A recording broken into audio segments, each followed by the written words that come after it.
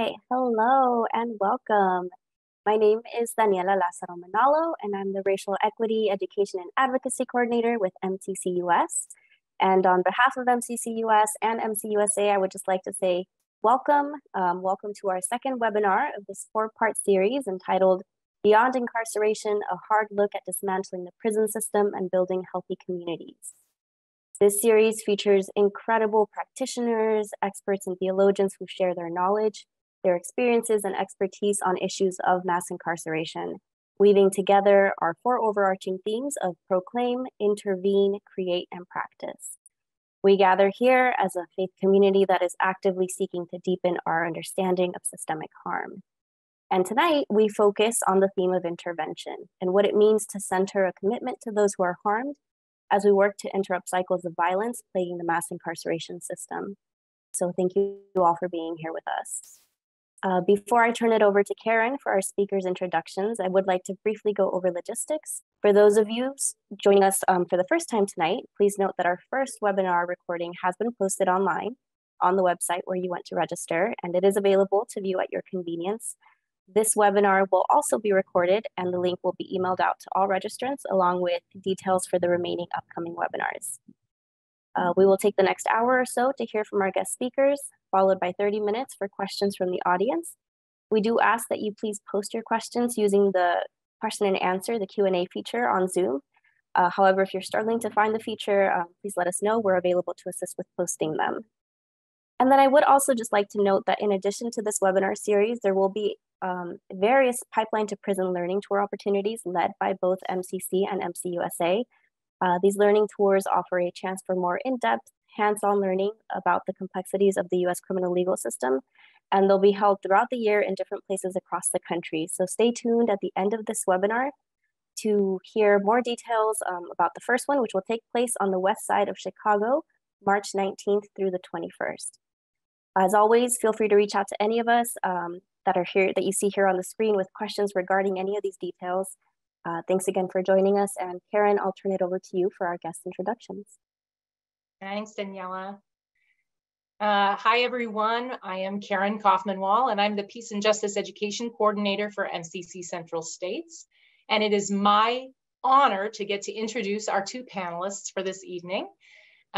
First, we have Teiahsha Bankhead, Dr. Teiahsha Bankhead, the Executive Director of Restorative Justice for Oakland Youth, also known as RJOY. She is a social justice advocate, activist, a restorative justice advocate, a licensed psychotherapist, and a professor of social work with both MSW and Ph.D. degrees in social welfare from the University of California at Berkeley.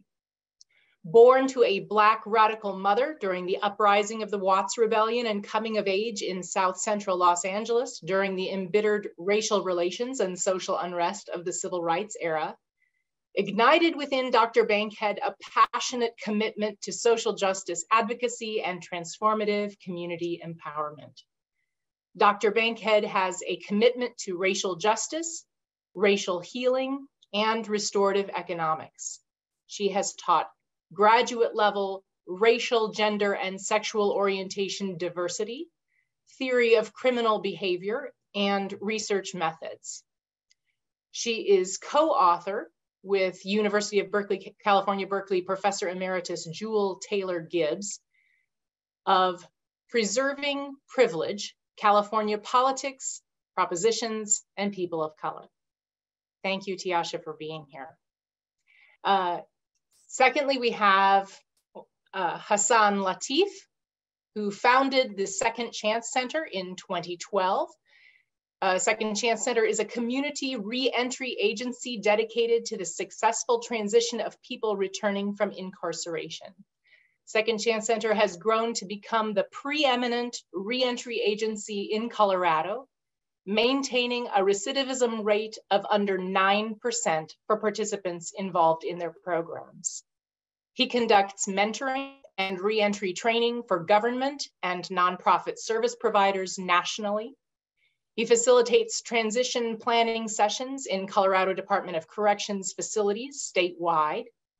And he authored the book, Never Going Back, 7 Steps to Staying Out of Prison, along with a corresponding curriculum. Hassan serves on the Colorado Criminal Justice Reform Coalition's Board of Directors. Likewise, he holds a seat on the Colorado Commission on Juvenile Justice, Reentry Reform, and Mental Health Disorders in the Criminal and Juvenile Justice Systems Task Forces, and is the Colorado Association of Addictions Professionals 2018 Excellence in Leadership Award recipient. In November of 2019, Governor Polis appointed him to the Executive Clemency Advisory Board. We thank both of you for being here with us this evening. We are eager to hear from the wisdom that you have to share with us. And Lorraine, I turn it over to you. Thank you. Thank you to everyone who has joined us. I am Lorraine Stutzman Amstutz. I'm the Denominational Minister for Peace and Justice for Mennonite Church USA. And I think before I ask our esteemed guest questions on the topic of mass incarceration, I want to start by acknowledging the land where I currently reside as the land of the Susquehannocks and the Lenape people. I also want to just say that acknowledging that reality without also acknowledging other harms to Indigenous people can feel somewhat performative to me. And so I also want to acknowledge how white, mostly Christian peoples have been complicit in the cultural genocide of the Indigenous people, not just through theft of land that has resulted in forced relocation, but also just, we think of the stolen identities through the refusal to allow Indigenous children to speak their language. We established Christian boarding schools, and we took people far away from their loved ones. So Indigenous people continue to live on reservations where poverty rates are high, violence to Indigenous people is rampant, and opportunities for education and employment is limited. And we know that all of these are complex and interconnected, and that the solutions required to be worked at in collaborative ways. So we know that the land acknowledgements that we're doing become more than symbolic gestures. So we not only have to know better, we have to do better.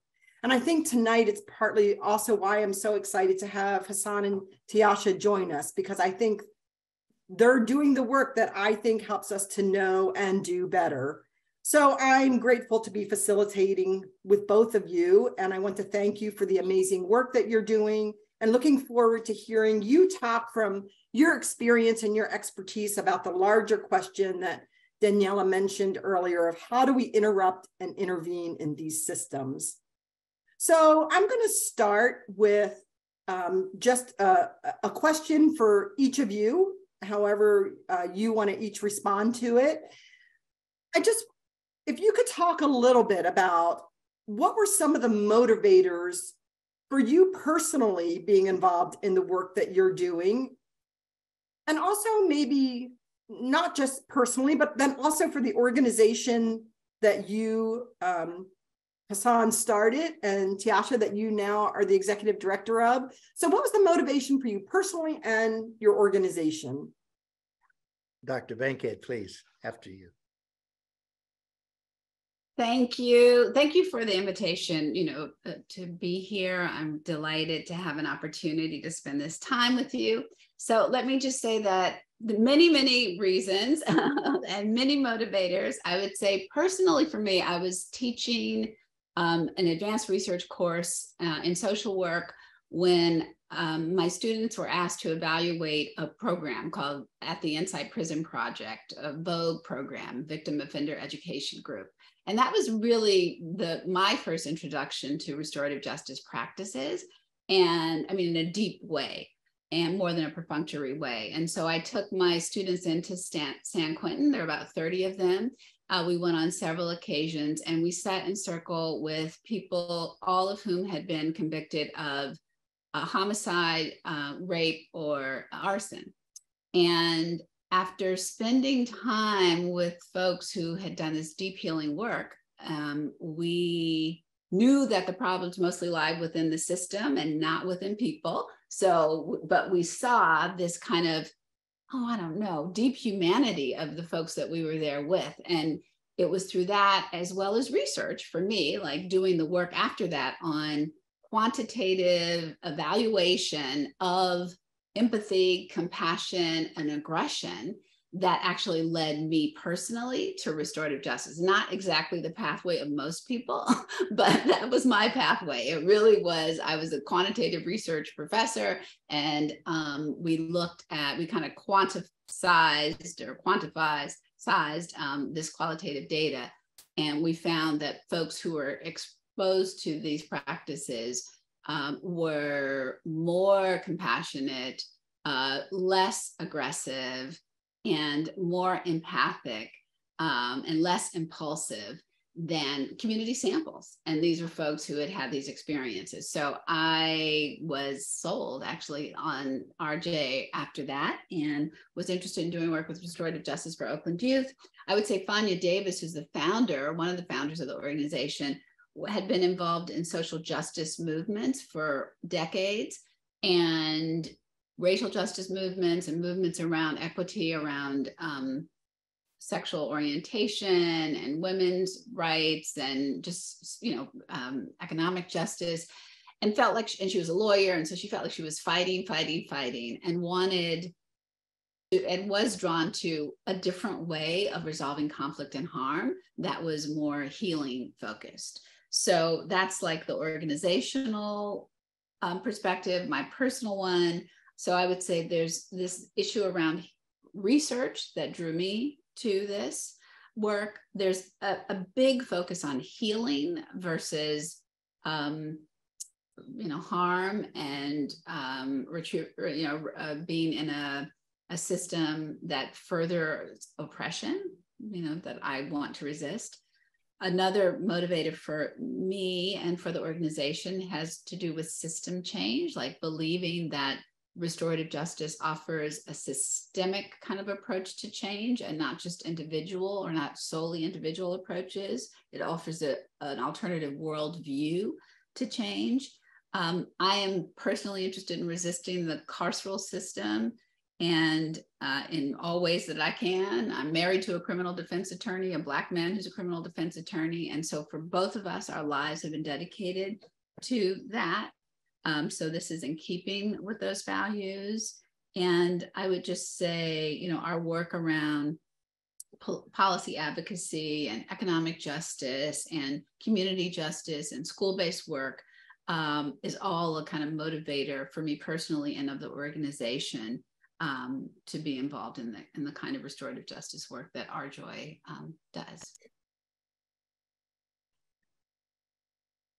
Okay, it's my turn. Once again, good evening, everyone. I'm really pleased to join you here today. So let me just give you the short version of this ever-evolving story of mine. I was released in January of 2006 after doing about 18 years of incarceration here in Colorado, and I didn't come directly home. I actually went through a therapeutic community program first before I was able to get home.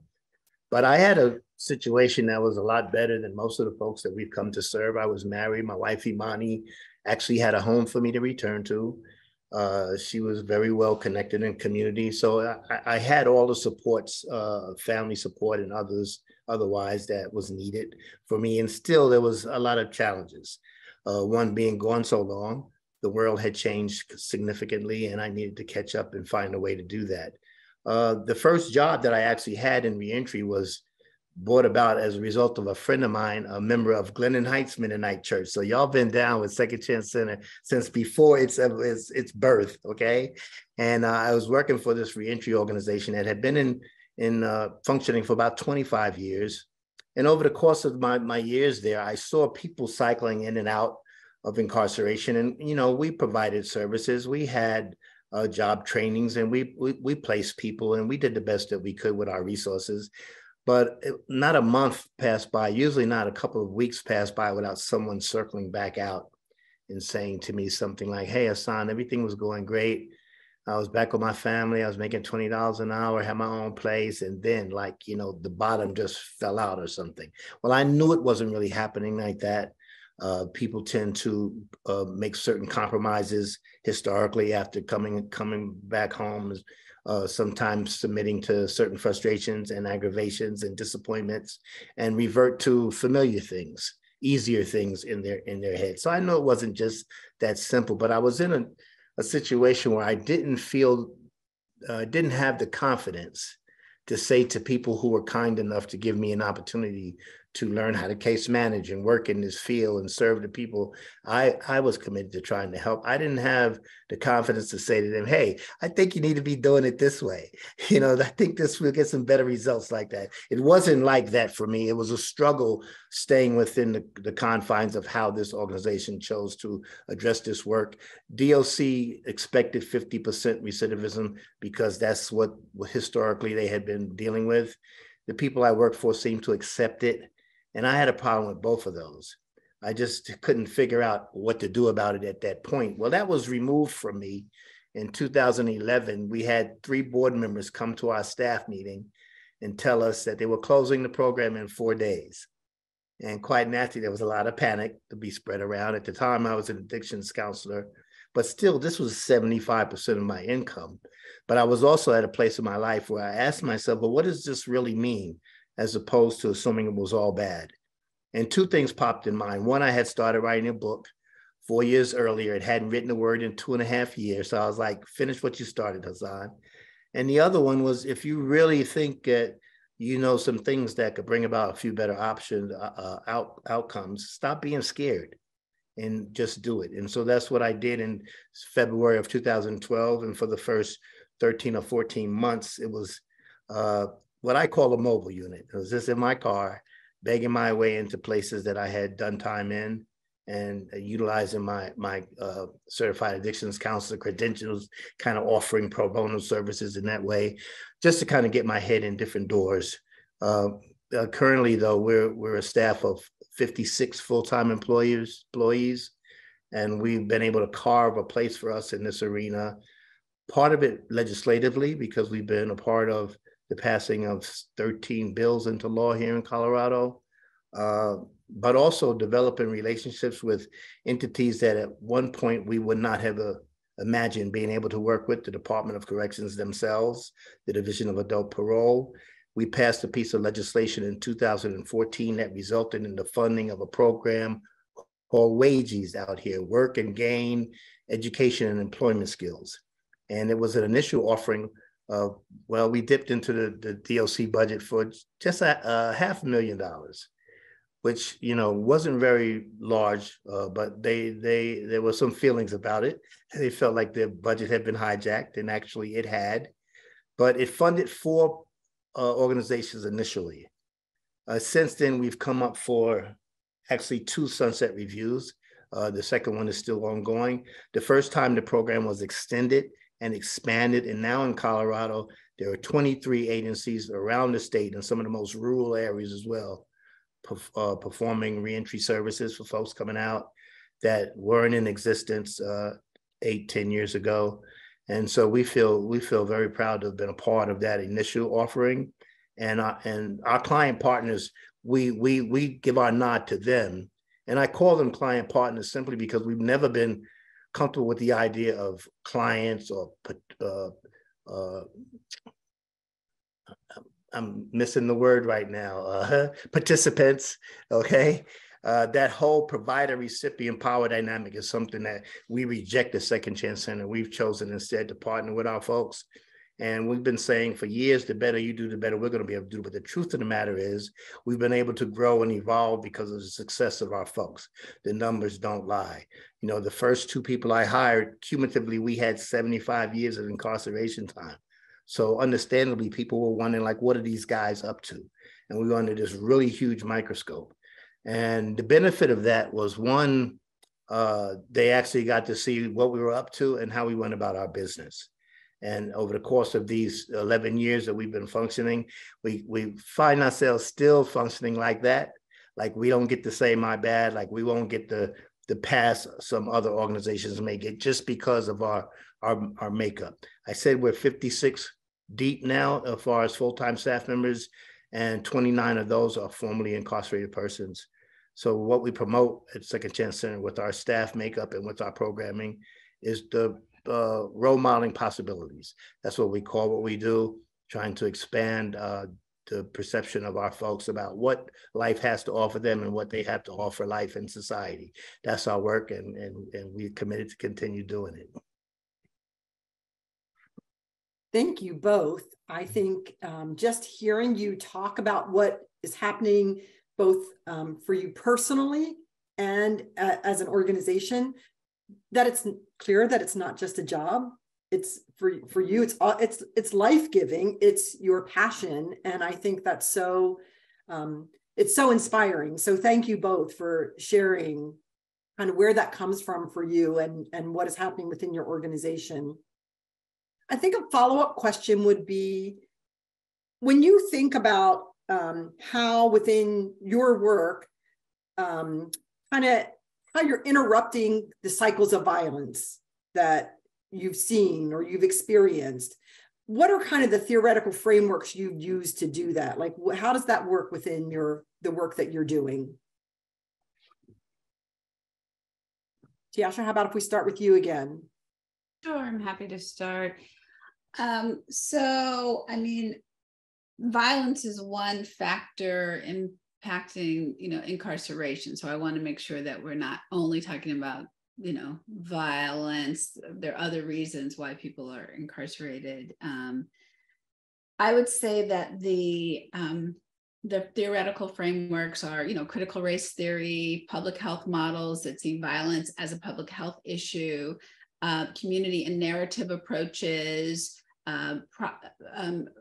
theoretical orientations that look at systemic change versus individual change, primarily, and systemic approaches that allow for an influence of people who are most impacted on systems. So, I mean, that's broad, but I have limited time. I can go into each one about what that means. I think for us, probably the most significant is moving from the margins to the center, the people who are most impacted by harm.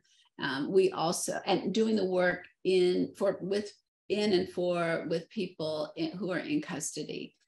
So at our organization, we also, I'm thinking of, I have folks on staff right now who've done 30 years in state prison and others who've done 20 years in state prison. And it is the people who have the direct lived experience that are moving into, for example, a new program that we have, the Credible Messenger program, where they are serving as mentors and as coaches to people who are in custody right now, to young people. So using the personal wisdom and life experience to transmit that to individuals. Like on an individual level, we believe that that kind of change can change systems. So that's one way. Another way is to actually work at the policy level, right? And to be conscious about policy advocacy, to actually make a better life for individuals who then have the freedom and the power, positional power, and the authority to influence change systemically while taking care of not just surviving, but really thriving. So I would say that, we see all of, harm and violence that result from, the interchange of violence and harm as being connected to basic needs being unmet, whether they be emotional needs or financial needs or, just kind of basic needs. And there's certain folks in the population, people of color, particularly people of African descent, low-income people, people who are marginalized in different ways, who are recipients of violent acts often, and oftentimes also perpetrators. So our work is really about digging deep into like the upstream causes and conditions that result in this type of harm. And so the frameworks that we are interested in are broad, large ones that are not about how you change as an individual who causes harm, but how the system is organized to both oppress you and lead you to ways, right? And so we can try to change a few decisions that a few people made, but to really have healing of our communities, of our nation, and of our world, we have to look at those root causes and change the system for everyone. And so we believe that restorative responses actually have the good stuff, right? I'm a vegetarian, a vegan, so I won't say the meat of it, but the protein of it, to like influence that kind of deep change and to speak to the true humanity, in all. I'll say this other thing that, when we look at across the world and the societies that truly value health and have some of the largest physical health and mental health and have some of the largest amounts of resources for violence and lowest rates of violence, there are often societies that don't have a lot of diversity, actually, particularly racial diversity. And so, I wrote a book about how the state of California became the first majority people of color state in 1998. And we see in the border states around this country, as the places become more diverse, there's more cultural and racial conflict and more targeting of harm for the people who have the least power in these environments. So just looking at kind of systemic issues, I'm just highlighting one that has to do with race. And it's an important one in this argument because of the disproportionality of incarceration of Black bodies and harm on Black bodies in the nations that don't have as much heterogeneity. It's harder for policymakers and others to see the persons who've caused harm as the other. They see them as their family members, their cousins, their brothers, their sisters, their friends, their lovers. And so do I as a Black woman. I see, all the harm to, Black bodies here in the United States as my cousins, my brothers, my sisters, my husband, my friends. And so it's harder to then demonize and to punish and not to come up with healing solutions. So we are always, kind of elevating those arguments to not just change how we think intellectually, but to interrupt the automatic biased responses that folks have, because we don't change by knowing, we change by feeling, right? The automatic responses change the assault on Black bodies from unarmed Black men, for example, from police. It doesn't change because a police officer is trained in how to see diversity and do differently. It's changed because they have a friend or a family member or somebody they're connected with. So those are the kinds of theoretical frameworks that we look at and that we hope to influence ourselves and to influence the people that we train and the people in our communities, because we think with that kind of critical analysis, we're able to both change hearts and minds. And so it's really the heart of the work, in my view, that will have larger policy implications. And in a time when our nation is so polarized politically, it's really, when we look upstream, it's about these issues, racialized and, issues that have to do with diversity around economic and gender and sexual orientation differences, all of that. If our hearts can open up to diversity, then we can support policy that creates more equity building solutions. Thank you, Dr. Bankhead, not just for that answer, but for the work that you do. I've approached this work and that issue a little bit differently. Just for the sake of disclosure, for the first 15 years of my incarceration, I was actually in court every single day for the first 15 years, either fighting a case or appealing a case. And I mean that literally. And it was simply because I refused to accept the fact that I was being held for what was going to amount to my entire life. And it wasn't until 15 years in that I had this epiphany one day where I came to this understanding and this realization that, yeah, they may have gotten this wrong and this wrong and this wrong, but they got the right guy because you were running amok. And the focus of my time from that point on was more inward than outward. Because in order to stay in court for 15 years in various appeal levels, including Colorado Supreme Court a number of times, in the feds as well, is you have to keep coming up with new things, new ways to blame other people for your circumstances. And I wasn't that great at it. I was good enough to keep going, but not good enough to get home. So at this point, I started changing the focus. And so at Second Chance Center, the effort starts out just that, getting people to look inward at for the cause of it. Now, when people talk about this system being broken, I have to always push back against that, because I know that it's not. It's working exactly how it was designed. It was a diabolically ingenious business plan, and Dr. Bankhead spoke brilliantly to the history of it.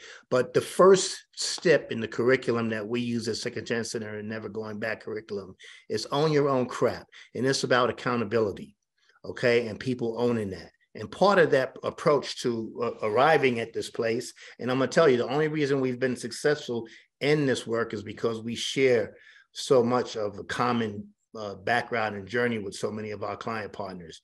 Okay, so the simple formula we use is thoughts plus feelings equals behavior.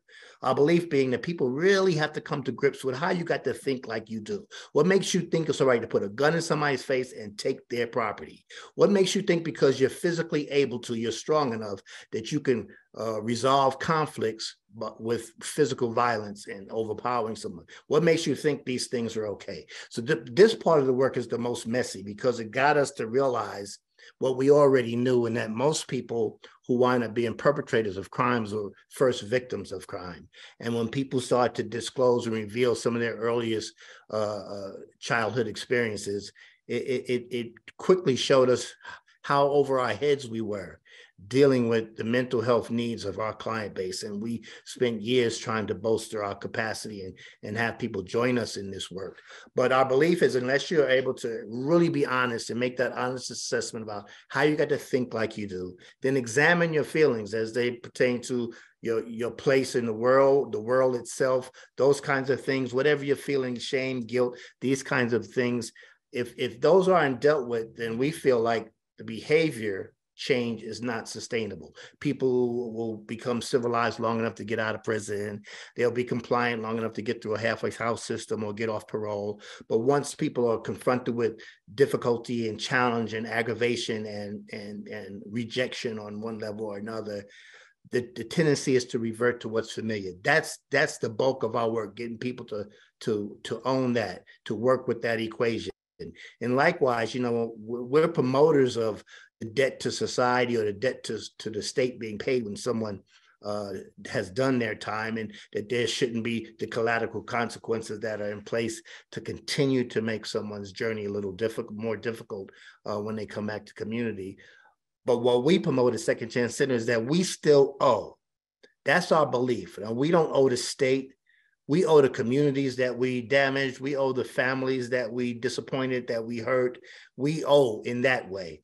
And we feel that the way to pay that back is, one, to make sure that the last victim was the last victim. That's a motto of ours. That's a promotion of ours. We're serious about that. And then it's about the involvement in things that better the situation for ourselves, the clients we serve, and for the communities as a whole. That got us into the legislative end of things, working on legislation that returned voting rights, for instance, to over 11,000 people on parole here in Colorado in 2019, and other things around sentencing reforms. We have a voice in these rooms now. We encourage our client partners to be involved, and they have. We feel like crime fighters, actually, because when our folks are engaged with us and they're committed to building, lives of success and fulfillment, and we use that in our mission statement, helping formerly incarcerated people transition to lives of success and fulfillment, because we think those are two distinctly different things. Like, I saw people when I worked for another organization check those boxes. a job, they got the apartment, they got an automobile, but still they were going back to prison. And we know it's the fulfillment piece, and that's different for every individual. So a lot of our work is really coming to grips with a person's personal struggle, meeting them where they are, and getting them to buy into a process or trust the process that sometimes is lengthy, for people to actually see the result. But so many of us haven't been there, done that. We have over 350 years of cumulative incarceration time on staff. So it's not like, we walked the yards and ate ramen noodles with most of our client partners coming through. And when they look at us, basically the thought is, if they can do it, why can't I? And we're not promoting that folks get into the field of work that we're involved with reentry and related issues. But what we're saying is life can be different if you commit to approaching it differently. And that's what we role model every day. And a big part of that is the refusal to offend, and that means physically, that means verbally, that means emotionally. And we really stress this with our folks. And so far we've been finding people open to that and pleased with the results of their investment in self. So thank you both. I so appreciate kind of the both and that you each talked about. So not only the personal, the internal work, but also the systemic change, and you each talked about that. I think what that reminds me of, we could spend another whole webinar talking about trauma, what people bring, and both the historical and the intergenerational trauma that we see that around mass incarceration, particularly.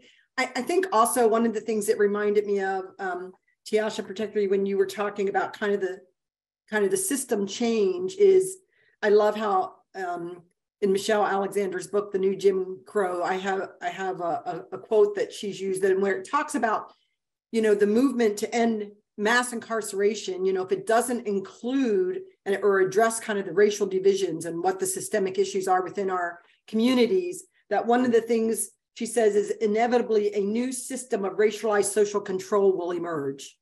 And we don't even know what that is yet, but that's what happened with mass incarceration when we look at the history of it. And she does such a great job of talking about that. But I think that system piece just is so critical, as well as that internal work. So thank you both for talking about that. Yes, Teiahsha.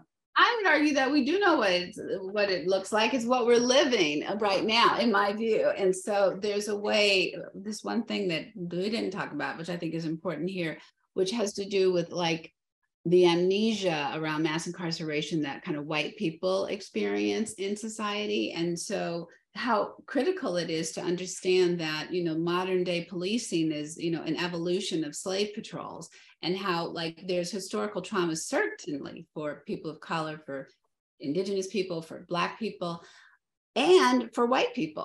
So there's this way in which white people, I'm saying it like my husband, white people. So it's important for white people to kind of own that history and to not shy away and be afraid to reflect on and understand their modern day current kind of relationship to this historical trauma. And too often what that leads white people to do is nothing, or to just be afraid to situate themselves in relationship to this and to have accountability, like the right accountability, not guilt, not some unreasonable kind of sense of responsibility for something they did not cause. However, there is a way to be accountable, for the benefits of that historical kind of trauma. And so I think that this is so critical in restorative justice, so related to what Hassan was talking about, which has to do with this issue of accountability, right? Like he's saying, we believe in accountability. You got to take responsibility for this horrible thing that you caused. And in restorative justice, we say accountability is really important as well. So we want to be accountability, but also high on support. So how do you manage those things together, right? And I would say that historically in the restorative justice movement, we've managed support really well. I don't think that we've actually done accountability so well. Do you know what I mean? I'm pretty high personally on accountability, and I'm honest about that issue, right? And so there's a way that, this is your next question, but I'm gonna answer it right now, which is about, you know, like, what are some of the healing edges in the future around mass incarceration? I would say, like, in my mind, it's about this relationship between accountability and support, right? So accountability is not a harm for harm. That's what the punitive system is, right? You cause harm, you should hurt, you should suffer because you cause suffering to someone else. Doesn't really heal. So a healing justice or focus on healing would have the right level of accountability, like naming what was done, like taking responsibility and trying to create trying to recover a reconciliation of the harm, trying to heal the harm to the greatest extent possible, but also doing it in an environment where it's possible that you can do that, right? It's possible to have enough support that your basic needs are taken care of or whatever, so that you're able to be successful out in society. And so what we have found in the work is that for folks who are willing to be radically honest, there's a lot of personal storytelling around, not lying, I'm saying telling stories around early life traumas, the reality of those, you know, coming to terms with what did make you think you could do that to somebody? Really, what was that? Somebody may have even told you could do that. And it could have been somebody you trusted. So what are the broken trusts? All that, you know, is a part of it, I would say. But this kind of deep accountability comes from radical honesty, and it's from telling our personal stories.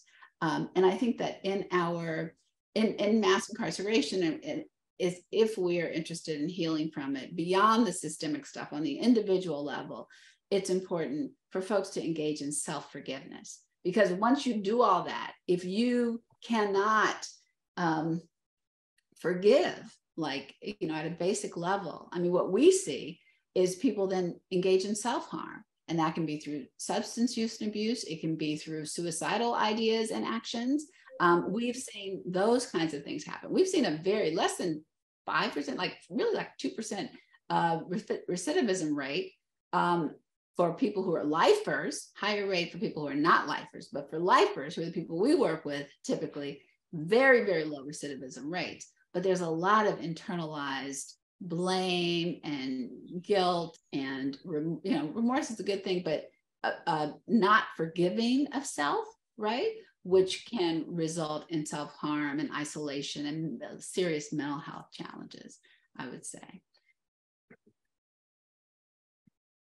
And I, you know, just as you were talking about the work and kind of those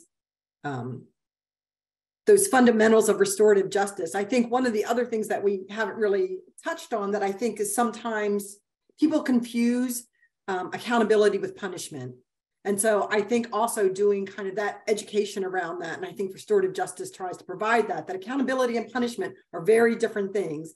And yet we tend to equate them and think, well, if we punish someone, that's enough. When we know that really doesn't deal with maybe some of their own personal accountability.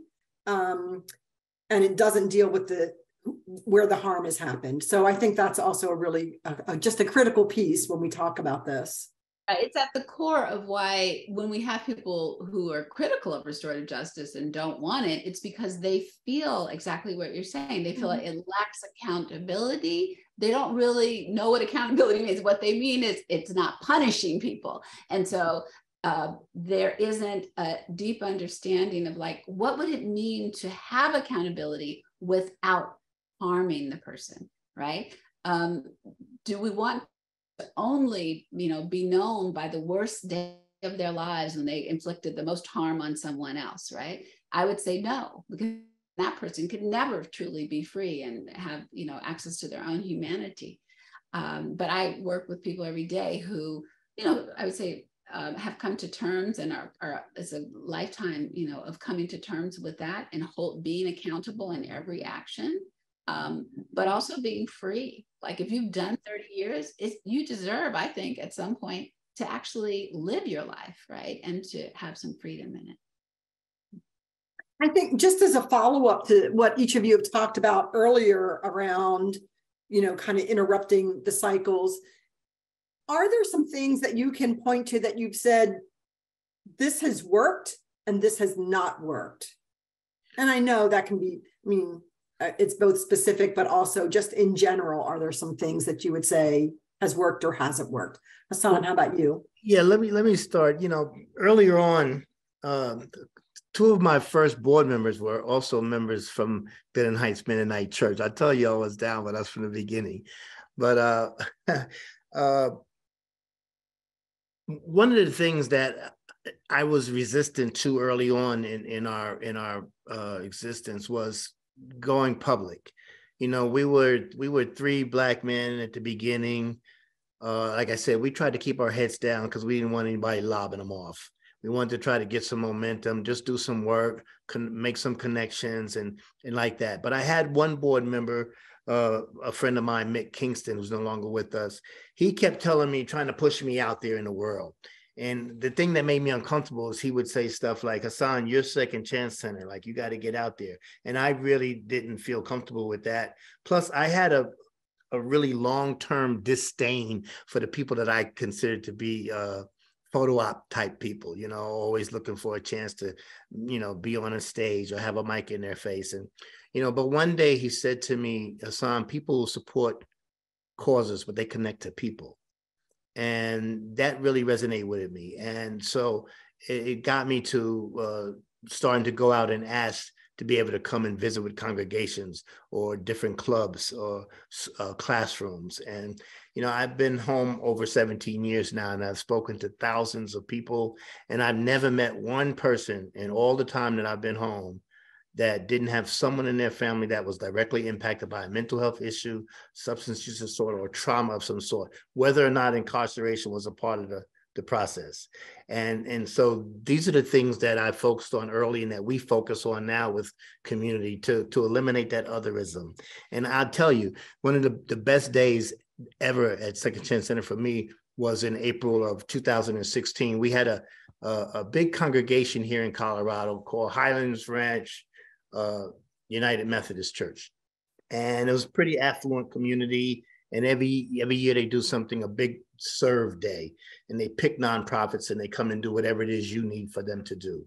And they had agreed to come by in the building we were leasing. They were going to paint the fixtures. They were going to help us do zero landscaping in the front of our building and build some boxes so we can grow vegetables. Okay, so we just told our people, hey, we got some folks coming from Highlands Ranch. If you see somebody you don't know, introduce yourself. I don't know what they expected. Probably some people, well-to-do folks that had nothing in common with them. I don't know what the Highlands Ranch folks felt like. You know, probably a little uneasy about meeting folks who had been to prison and having maybe never known anyone personally that had been incarcerated. What I found was by midday, when we had fired up the grills for lunch, after spending the morning slapping paint together and digging around in dirt, everywhere I looked, there was a person from Second Chance Center, somebody from Highlands Ranch, somebody from the center, and they were just having conversations. They were talking about their grandchildren. They were talking about fishing. You know, for me, it brought tears to my eyes 4 or 5 times that day, because what I really wanted was an opportunity for our folks to feel like regular folks. And I wanted those folks to get to see us in a different light. And that happened. I'm a hope fiend. You know, I've been in recovery for 30 some years now after starting using at age 5. Okay. So I'm a dope fiend in recovery, but I'm a hope fiend and an active one. And I have to always look for the kind of things that are going to encourage me to keep going. And this is in a climate where I was born the year Emmett Till was murdered by law enforcement officers. Okay. So this is 67 years later and it's still happening. So it presents challenges for me when I'm working with folks in that arena, in that field. But my hope has to be that perhaps one person that we connect with will think critically at the time when it's most needed, and that some unarmed Black man in particular might be able to get home that night as opposed to being beat to death or strangled or shot.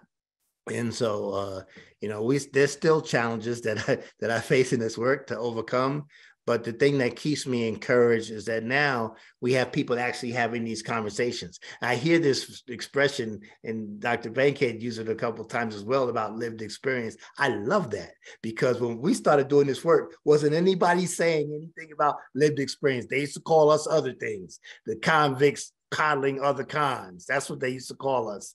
Now, this whole thing we were trying to say 10 years ago, that those most directly impacted had something of value to offer, solution-wise, resolution-wise. And now that this is a generally accepted notion, it's something that actually makes me smile every time I hear that, because it seems like it's been around forever, and it really has not.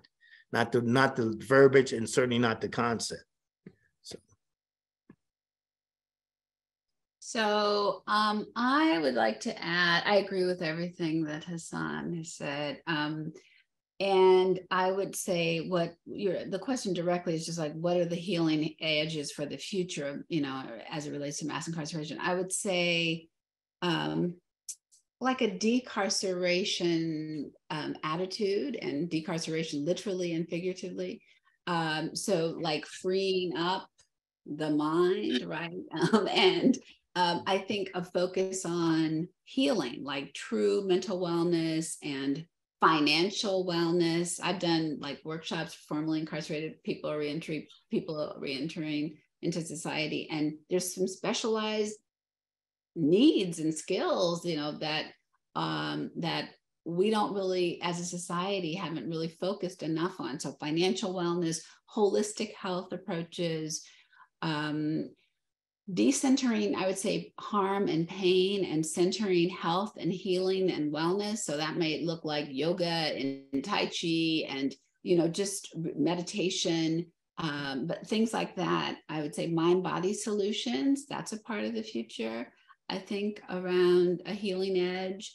And of course, policy advocacy. So shifting of funding, which is formerly known as, defunding the police, but shifting of funding to places that promote this wellness, critical investments, wellness and financial, and just a holistic life planning, because without the basics of education, transportation, employment, housing, a spiritual center, romantic relationships, all of that has other layers. For example, for people, say, who have a rape case, all of those things are still needed. People still want to have a relationship, and a healthy one. And it may, for example, mean that there's much more unpacking to do of, triggers and what stimulates folks, and even the epigenetics of, multiple generations of these historical legacies of trauma that are impacting individuals. So I would say those are the areas where they're healing edges for the future. And it looks vastly different from what we have today. When we go to Ghana, I take the staff, we go to Africa every couple of years, and we take community and reentering citizens and board members, and just a mix of everybody. In the same ways that Hassan's talking about, we want like everybody get to know each other and just hang out and see the humanity in each other, but also to learn. So we're looking at peacemaking and prisons and jails and, gender-based violence in Ghana, and doing a comparative analysis. And I've done it a few times, but when we're there and we go to the prisons, they look very, very different than the prisons here. Some of it has to do with like everybody's Black. So there isn't this, we don't really care about you over there and you don't look like us. It's like, these are all our people. And so everyone knows when they're coming home, the date. It's not unsure. Everybody knows I'm coming home on this date, and they're learning skills while in prison. And everyone sees each other's humanity there, and the wisdom and the intelligence, right? So it isn't like, oh, I'm so proud of you because you can put a sentence together, or you seem very articulate and smart. Of course, you're all of that. You know what I mean? Like everyone's all of that. And so there's just, I think that is our future too. Like we need to have that attitude, an inclusivity attitude, and one that has high expectations and provides enough in the way of resources for sustainable living after incarceration for folks who are. So we need to interrupt the possibility of first being incarcerated And then for those who have been, we need to make that transition, of reentry, one that's sustainable. And I know at RJOY, where I serve as the executive director, we've raised salaries like, 40% since I've been in this role, to the point that the least paid employee makes $70,000 a year at our organization, which is even high for the Bay Area. And that's people who are formerly incarcerated. That's everyone, right? And that is a value of mine and of ours, or organizationally, because we want folks to have a real chance at life, right? And not just by barely, surviving, but really the possibility of thriving. And see, this whole thing is evolutionary, Lauren, is that, the things that Dr. Bankhead is mentioning, when we first started out, we had free weights. That's what we had to work through a lot of stuff. Now we offer detox and acupuncture and yoga and these kinds of things, but the healing doesn't just have a couple of avenues. And we have to make sure that a lot of different avenues are available for folks.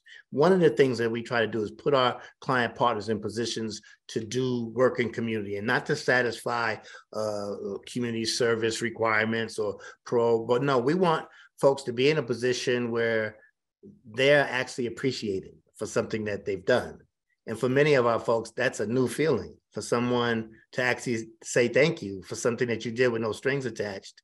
That feeling of worth, of value, of being appreciated is something that you can't underestimate the value of, because we've seen that just that kind of thing be transformational, be healing for folks. And it's an ongoing process for all of us. We're pretty clear to our client partners when they look to us as some finished products that is not the case, that we're still working on things ourselves. And that it's a long process, and one that it's safe to conduct in this space and with these people. And I think that's a big part of being successful in this work, is allowing people to know that they're safe in this space. Like, they're not going to be left with these revisited traumas. They're not going to be left on there. They're not going to be judged during the process for that. They're going to be accepted for what they offer. And what we're going to offer them is going to be authentic and genuine and designed to get them where they're trying to go. And so it's a continual process. I'm still healing from things that I still find difficult to talk about, and so the folks that we work with. There's a Kenyan proverb that I quote in my book, that the child is the father of the man, subsequently the mother of the woman. Ultimately, what it's saying is whatever we're exposed to or nurtured from as children, that it impacts who we develop into as adults. And that doesn't mean that twins living in the same household can't go in two entirely different directions. But, we don't use it as an excuse for why people have done some of the things they've done to go to prison.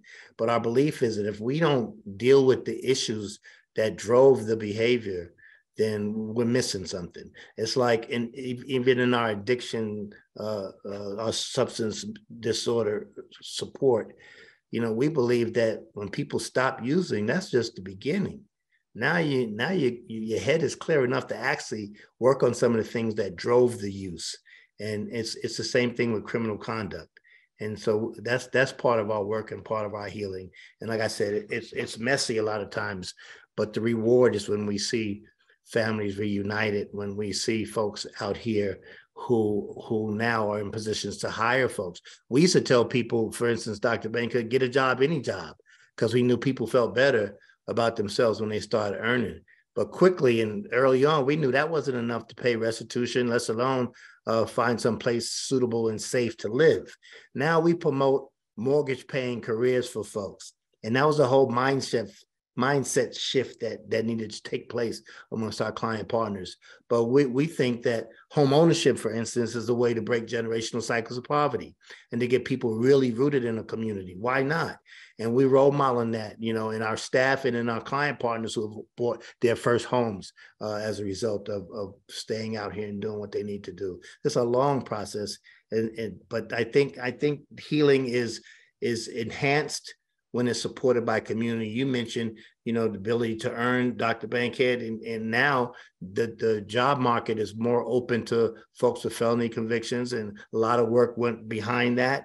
COVID didn't hurt that either, and we find ourselves now running an apprenticeship readiness program that has our client partners going directly into paid apprenticeship positions at 65 companies in the construction trades here in Colorado. I mean, that was unheard of when I came home 17 years ago. And so when people see that they actually can develop a life, just really quickly, if I may, and I know we're running out of time, when I went to prison, I didn't know anybody that had a computer in their house. When I came home, everybody did, right? And the first time I Googled myself was in June of 2006. I was horrified at what popped up, my things about my case, people with names like mine blowing stuff up in the Middle East, nothing attractive.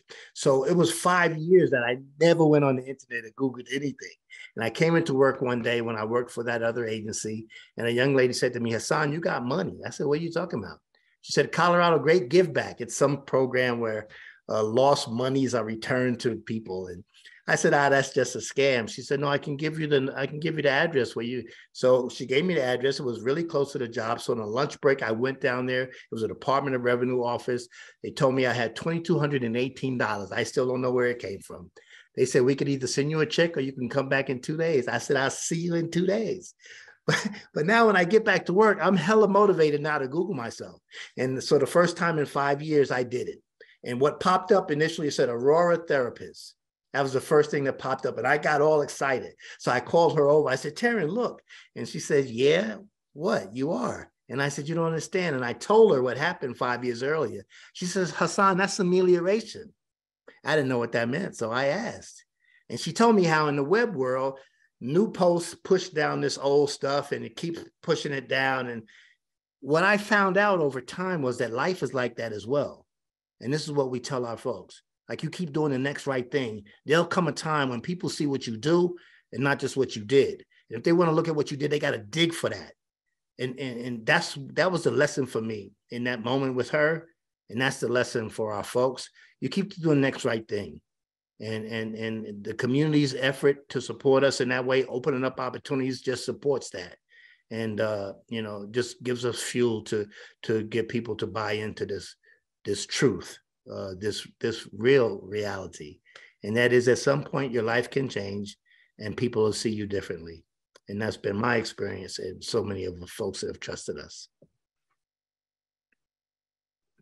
Thank you both. I think the response to this last question and all of the things that you talked about is just so hopeful and inspiring. And it's not without the hard work. It's not without each of us doing our own internal work that we've talked about, along with systemic change, but just the ideas. And I don't think they're unrealistic. They're not unrealistic expectations that we should have for one another and for community members and for our systems. But we know that it'll be hard work. So I just want to thank you both for that and the responses to that.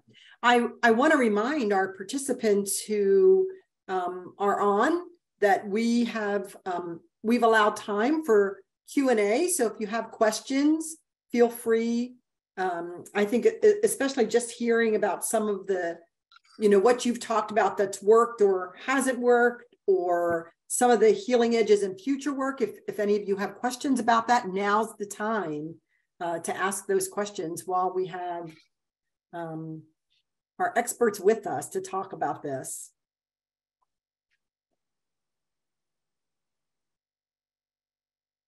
Lorraine, I think I ducked that part of your question about what hasn't worked.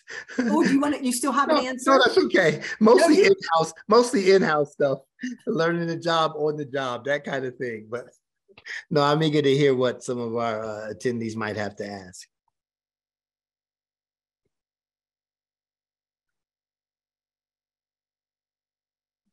I think you've been at this, well, both of you've been at this for so long.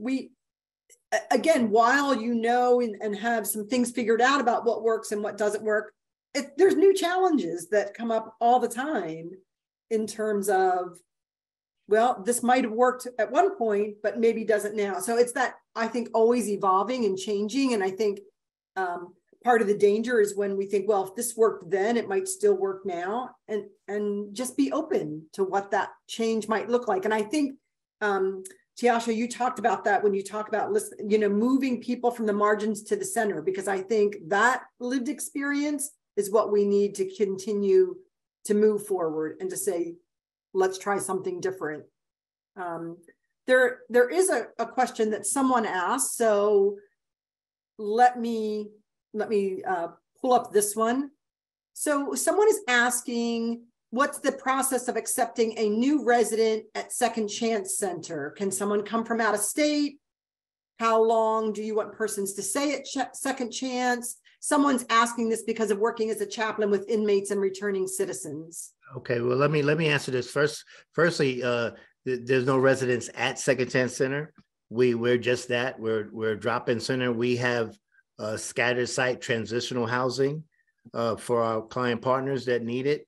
We also built a permanent supportive housing development that we opened 3 years ago, February 2020, for folks, chronically homeless folks, people recently released from incarceration with disabilities, mental, physical, emotional, and earning 30% of every median income or less. So we were able to build this complex, and like I said, in February. And but there's no requirement other than people coming in with a willingness to be open to some advice and some guidance. It was a time when we said if you didn't have a felony, you didn't have nothing coming. We had to stop that because there's so many people that are impacted by just misdemeanor charges in our community that become huge barriers. There's no limit of time for people to work with Second Chance Center. Some of our folks come in, they're very, very needs intensive, and they might be there every day for a while until they're ready to go out and actually get a job and stay on one. There are folks who just need a leg up to get started, and they're off and running, but there's no limit. There may be time limitations to a particular grant, but with our folks, as long as they need us, they can come through. We have people that have been dropping in, recharging for the last 10 years. So we do find housing for folks. That's a big need of ours, and one that we've gone through different processes to try to get better at it. That's something that we had to learn how to do, Lorraine. When you talk about what doesn't work, is scattered site housing and actually making sure that they remain safe in therapeutic environments. But yeah, so for whoever's asking that question, please, are you going to be able to share contact information for myself and Dr. Bankhead at the end of this, or can I put it in the chat for folks that might want to? Sure. If you want to put your contact information there, that would be great. And we can include it as well. We can send something out. Oh yeah, please. And then I'll be able to spend more time in conversation with whoever might have questions or the like. So I'm gonna put my email address in here. Okay, thank you. Yes. A second question is just sharing what healing activities look like in your work. That you shared some of that, but are there specific things that you want to say about healing activities in your work? Are you talking to me, Lorraine? Either one of you. Dr. Bankhead, please. So, yeah, I mean, for us, we have trained with Indigenous healers in South Africa. And so we try to kind of engage in restorative justice work with embodied practices. So, for example, in a circle, we might have people, write down the things that they want to get rid of, not in the perfunctory way, but after deep, honest conversation and circle rounds about how people are wanting to kind of let go of that which is continuing to oppress them or continuing to harm them. So there'll be lots of deep discussion about that. And then some embodied practice where maybe they would write it down on a piece of paper and potentially, put it in the fire and burn it. So that might be an activity. We might cover ourselves in, dirt and go kind of cleanse at a river. So we plan these activities that allow for us to not just talk about change and health and healing, but actually to engage in ritual and ceremony to to practice healing.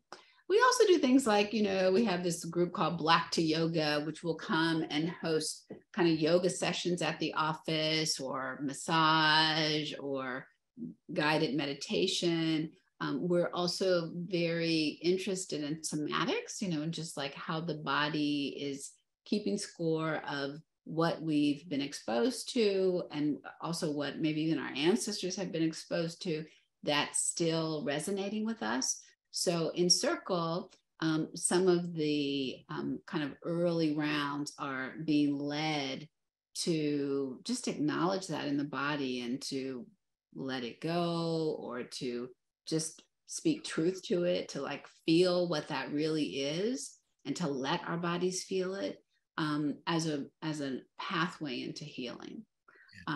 We also, I would say for us, in terms of healing activities, engage in a lot of like eating good food together, and just hanging out together and dancing. We have dance parties, and we'll do it in specific times. Like, so on Valentine's Day, we hosted a chill evening where people just came to the office. There were young people, older people, re-entering citizens. There were board members, a lot of different people from different paths coming together on a night when, Valentine's Day, if you have a love you might want to spend time with, but what if you don't? This might be an opportunity to kind of reflect and wallow in sadness, or just maybe wanting to discuss that with somebody. So we kind of do that around certain holidays, and just to have fun, but to create an opportunity for deep connection and reflection, where there's a safe space to go deep, because oftentimes people don't have that safe space. And we feel like it's really healing to offer that. For us, we also bought a farm and healing center called Ubuntu Farm and Healing Center. So it is 2.5 hours away from the San Francisco Bay Area where we are. And we take our youth up, we take community members who are experiencing violence, homicide in their families, or domestic violence, or just are at a crossroads and need some support. So we'll circle up around people and take them for free up to the farm, where they're a circle of support. So a bunch of folks who'll come together, offer a circle to if they have a question and they're wanting help, and they're wanting, like, not really elders, sometimes they're elders in the circle, but it's really a community of support. And so we take people, some who are, re-entering after incarceration, some who are at a crossroads, and we take them to this beautiful natural environment where they can be centered, their needs, their hopes, their fears. And it's such a blessing, honestly, to be able to have that, because this retreat center space or healing center space has been available to the wealthy and to mostly white, middle class, and wealthy people. And so to offer that to low income people or moderately income people to just go and heal off in relationship to the land, and at a Black farm, essentially, is revolutionary, and also reminds us of what happens on the continent of Africa, just kind of naturally, which is, the place from which all civilization comes. And so, those are some of the ways that we do it. You got me ready to plan a road trip, actually. You should. You're welcome to come. Our partners can come and bring. Absolutely. I look forward to it. But I tell you, Lorraine, our second step in our curriculum is called baggage dumping. And that's getting rid of things, and it's directed at the population we serve. But I think generally, people in general are carrying around things they don't have a need for anymore. Our healing actually begins, though, the first day somebody walks in our building, because somebody's going to put their arm around them. Somebody's going to welcome them home. Somebody's going to get them a cup of coffee, and they're going to know really quickly that there are people on site that care about them. We don't even have case managers. We call our folks care managers, because our people have been in cases long enough. We want to focus on the care. It starts there with us. It starts with us getting them out of the clothes that they were dressed out of from prison and getting them into something different. one, to shed that feeling, but also so that they're not victims or predators on the street. Everybody recognizes that outfit. We want to get them out of there. The healing starts with that first meal. You mentioned eating together. We've been feeding folks before we had a kitchen, you know, and now we have an industrial kitchen in our building, and it makes it easier. But we've been feeding folks from the beginning, knowing that for many, that would be the first meal with TLC that they get during the course of the day, whether they're at a halfway house or, you know, struggling on their own. So it's an ongoing process for us.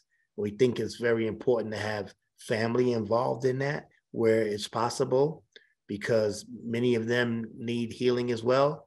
So we promote the sharing of victories like this with our client partners, to share it with their family, to explain the things they've learned about how they think and how they feel and how they choose to behave. Share that.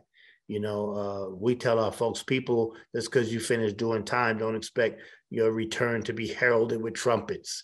It's not like that. For some folks, time stops when their loved one goes to prison. And when you return to community, sometimes people see the same person that left, even though it isn't, and they don't have any idea the kind of inner work people have done to come to grips with certain things or make certain changes or commit to different paths. So we promote patience. That's a big part of the healing process for us, is realistic expectations for folks and being patient about people coming around and actually giving them a second chance, a chance to re-engage with family or community in significant ways. So let me just shout out, because I know we're running out of time.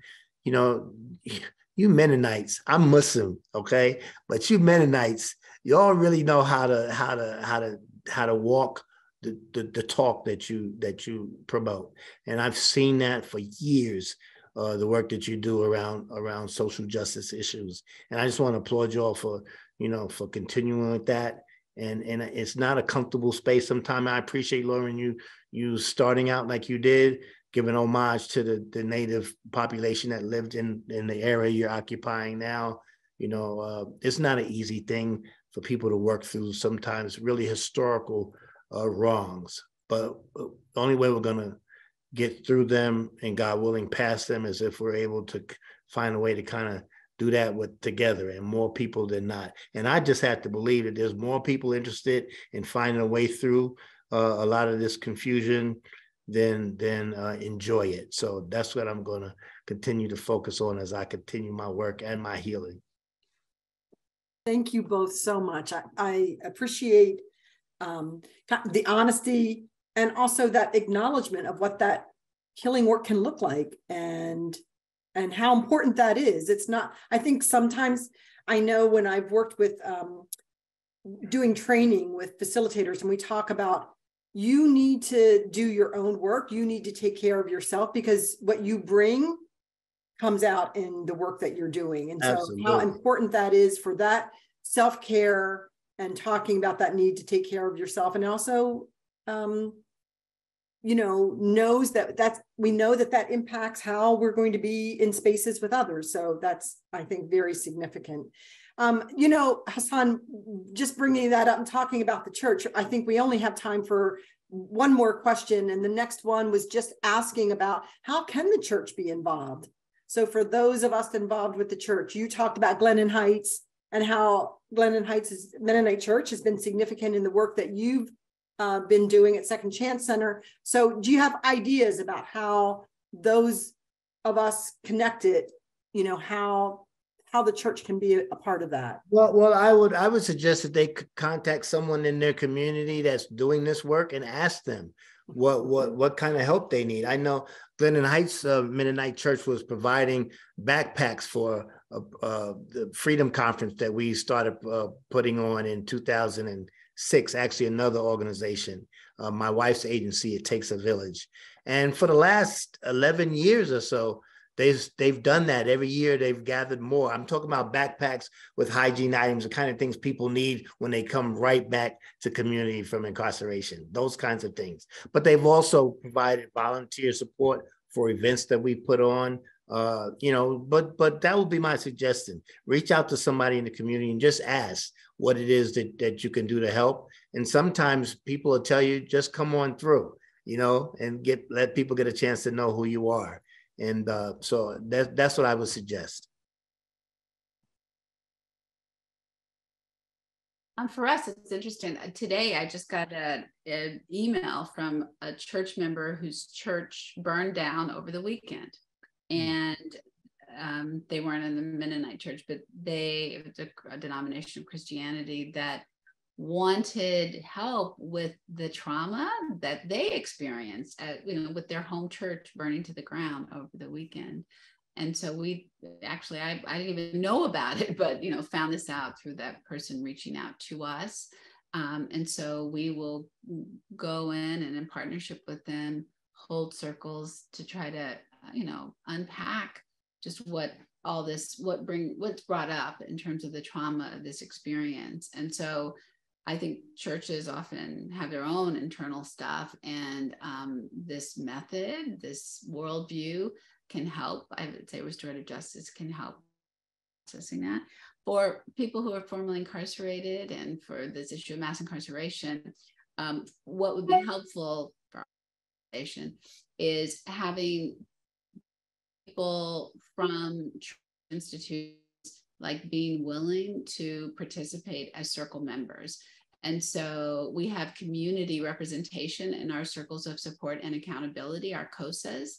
And there's a way that sometimes our participants feel judged, by church members historically, and they feel like they're trying to get them to not be themselves. And so I think being a full community member and being aware of who you are and being honest and all of that, but also being aware of, who you're serving, I think to bring your full self is useful and helpful and, an important contribution.